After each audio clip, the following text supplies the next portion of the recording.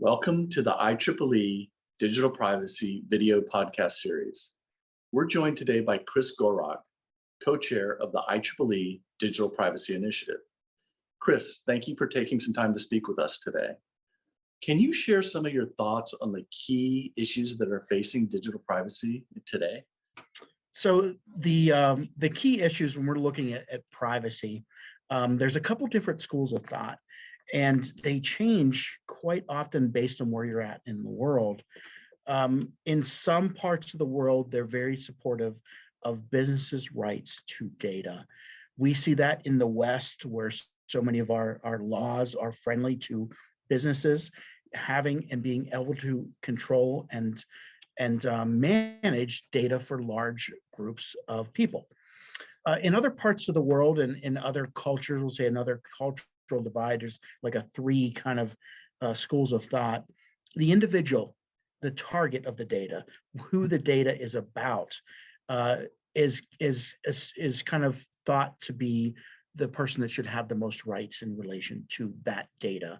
We see that a lot in Europe and this, kind of the Eurasia part of the world, where the GDPR and some regulations have really been in support of individuals, and that we'll say the individual data target versus the individual that owns it or the company that owns it.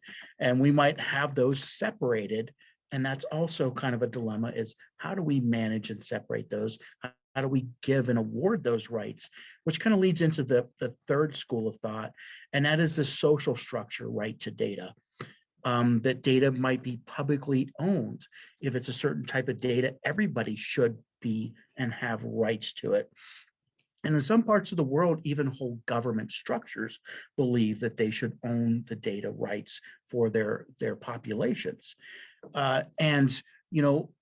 There's a balance here that says there might be some parts of that data that are best if everybody sees it, like we know of looking at the CDC, looking at data from a pandemic, but then their individual personal information of whether you were sick or not, whether you got COVID, whether you're vaccinated, we might not want everybody to know.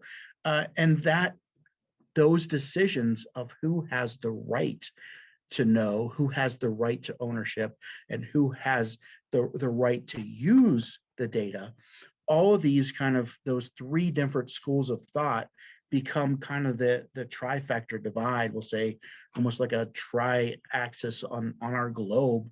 And you can point out almost the regions of the world where they think differently in those different ways.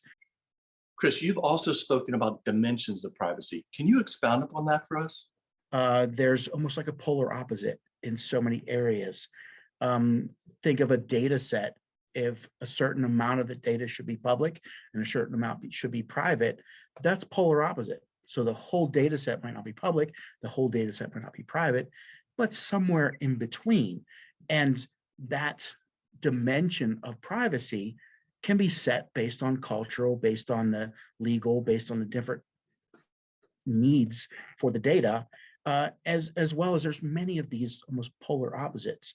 Does the user or the data target have the right to opt in if somebody wants to store their data, or do they have their data stored by default and they have to opt out? It's a polar opposite decision. And this is just another kind of dichotomy. I looked at it first, but we call them dimensions of privacy that can be addressed and based on the social and even geopolitical needs. Does information have to be kept with you? Should you keep the information and give it to whoever needs it in pieces? Or is it something that should be kept on a server that somebody else owns or in a public?